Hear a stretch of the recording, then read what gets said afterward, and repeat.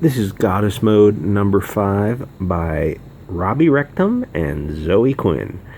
I wrote this. They show you their B-U-T as in butt and then W-H-O-L-E-S, buttholes, which is a joke that only works in text. So I don't know why I wrote it.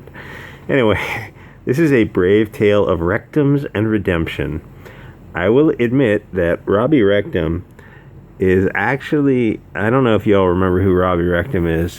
He is the guy who technically he sexually harassed human Sunbeam, Ethan Van Sciver, by laying on his back, getting his camera naked, laying on his back naked, taking his camera and taking a photograph of a part of his body that nobody should ever take a photograph of. I don't care who you are, male or female.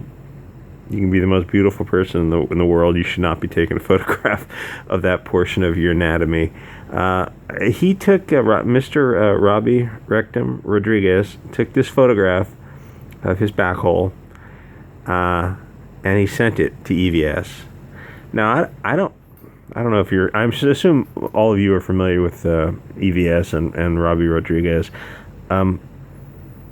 There should be a hierarchy of sending someone risque photographs. The first stage might be wearing a pair of blue jeans or something and like slapping your butt and taking a photograph of your hand on your butt to say, "Kiss my grits." I don't know if anyone remembers that show from the 80s. That would be stage 1. Stage 2 might be like a very beautiful woman with a bit of thong underwear peeking out and taking that same photograph. Might be a little bit more suggestive, but still not insanely offensive. Robbie Rodriguez, who is a man, a very, very gay man, he took a picture. He took a picture of everything and sent it to another man. He very, very strange person. But as you can tell by this art, he does this art pretty well. It has a lot of this super high-tech lens flare type of stuff. But the thing is, when I first looked through this, I was kind of impressed with the art. I thought, oh, this looks really good. I kind of like this style. But then as I leafed through it for the second and third time, I noticed that it's very static, and you see a lot of the same, what looks like the same images over and over again. Even though I still like, this is just this wall of text. This is horrible. This, if you just had one of these text walls, that would be one thing. But you have one text wall, 2, 3. That's a lot of text. That's way too much text. You should be, and it's also kind of small. It should be a little bit bigger if you have to have it in there. And I'm not convinced that you have to have it in there. But see, he does. I like these drawings a lot. I like the color, but it feels like the backgrounds are kind of lacking. Like the backgrounds are lacking, and it feels like I'm seeing the same image, like it's on a computer, and he's just manipulating the image. I don't know how to describe it. He's just manipulating the same image over and over again.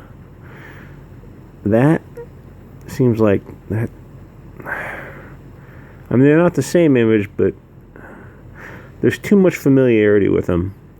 But I still, I still like his art. Anyway, I think that Robbie Rectum is a better artist than Zoe is a writer. The book is a DC Vertigo. It opened at 17,000. By issue 5, it's probably down to about 5,000. In a country of 1/3 billion people, how do you sell 5,000 copies? The only thing I think of is maybe it's sold to rehabs or something.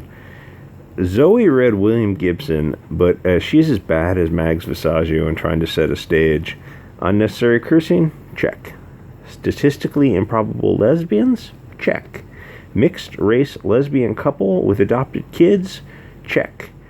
I wrote that, and then it occurred to me that I actually know a mixed-race lesbian couple with an adopted kid.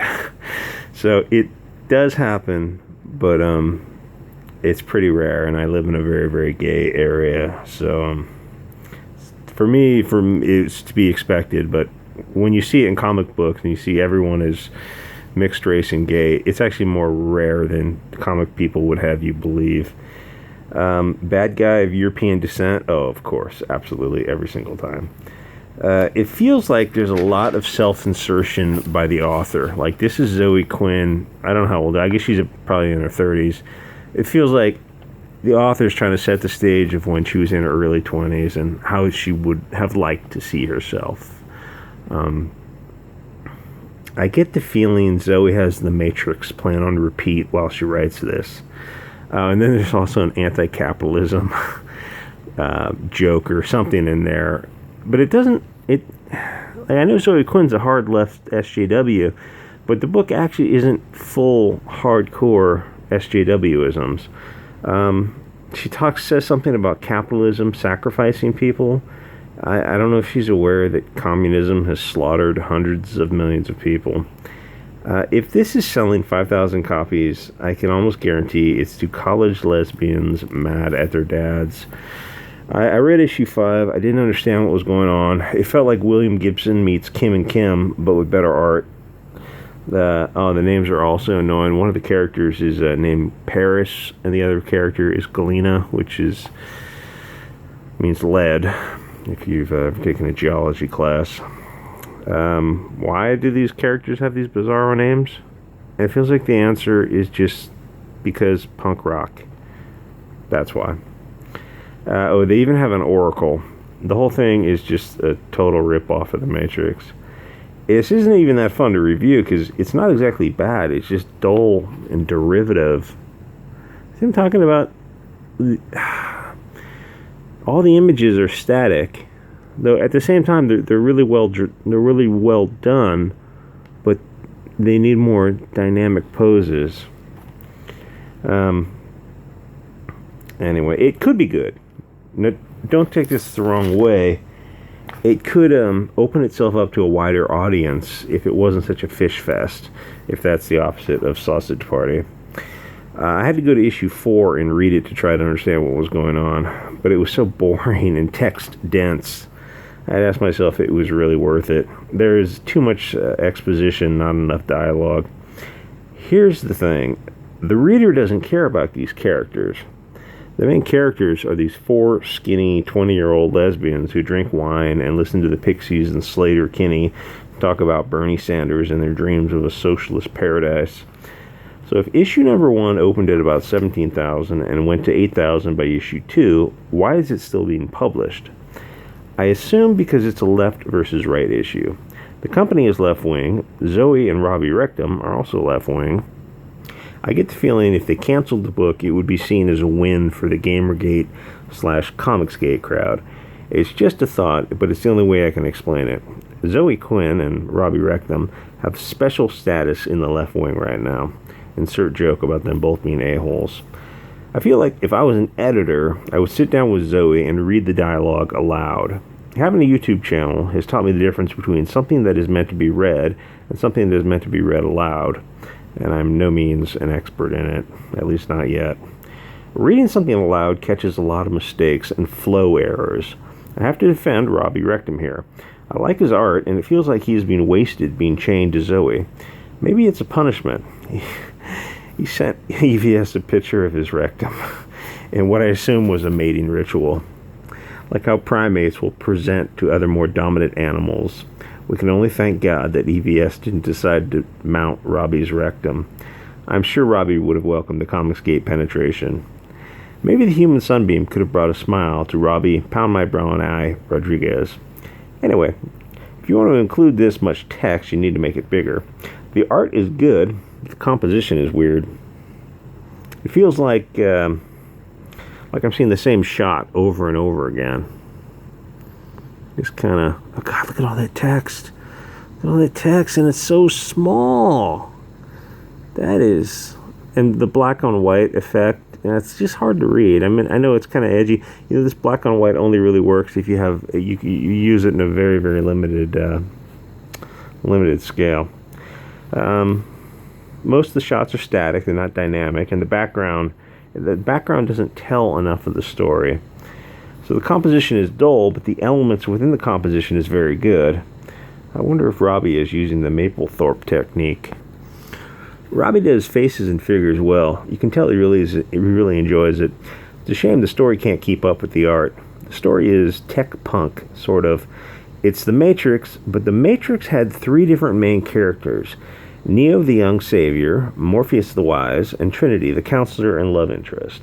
Zoe's characters are basically how the author sees herself, but with fewer cats. Zoe might be able to write, but she should have tackled an easier topic than trying to write Mona Lisa Overdrive or Johnny Mnemonic.